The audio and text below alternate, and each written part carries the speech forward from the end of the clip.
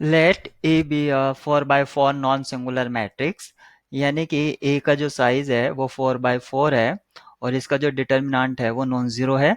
And B be the matrix obtained from A by adding to its third row twice the first row.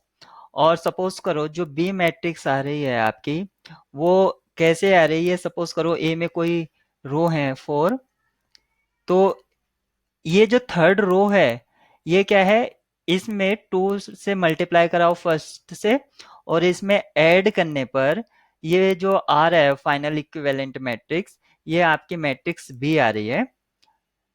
Then determinant of 2a inverse B.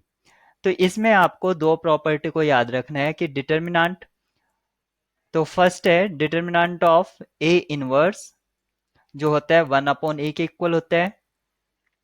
Second, determinant of alpha times A equal to alpha raise to the power n A determinant. यहां पर n क्या है, n है इसका size, size of matrix, यानी कि जैसे 4x4 है तो 3x3 है, तो यहां पर n ये है, तो alpha raise to the power n हो जाएगा। एक तो ये प्रॉपर्टी आपको याद रखना है, और जो तीसरा रखना है ए आर यानी कि एलिमेंट्री रो ऑपरेशंस अप्लाई करने पर डिटर्मिनेंट में कोई भी चेंज नहीं होता है।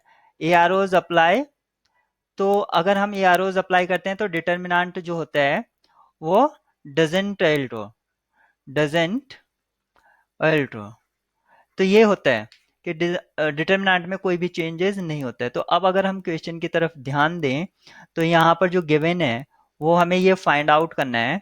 तो यहाँ पर देखिए जो बी मैट्रिक्स आ रहा है वो ए से ही आ रहा है, एलिमेंट्री ऑपरेशन लगाकर, तो बी का जो साइज होगा वो 4x4 होगा। तो ए इनवर्स बी जो आपका मैट्रिक्स होगा उसका जो साइज होगा वो भी 4x4 होगा।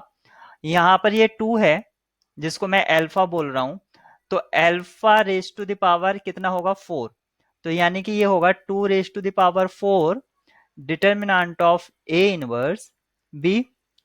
और डिटर्मिनेंट ऑफ ए बी ये जो इक्वल होता है ये होता है determinant of A dot determinant of B, यानी कि दोनों के इंडिविजुअल डिटर्मिनेंट के प्रोडक्ट के।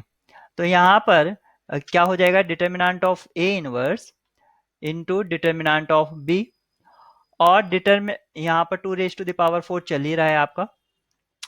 डिटर्मिनेंट ऑफ ए इनवर्स अभी मैंने आपको बताया था वो क्या होता है 1/a, और जो मैट्रिक्स बी है वो आ रहा है ए आर ओ से, तो मैट्रिक्स बी का भी डिटर्मिनेंट किसके इक्वल हो जाएगा, डिटर्मिनेंट ए के, क्योंकि ई आर ओज अप्लाई हो रही हैं, तो determinant of B equal to determinant of A होगा।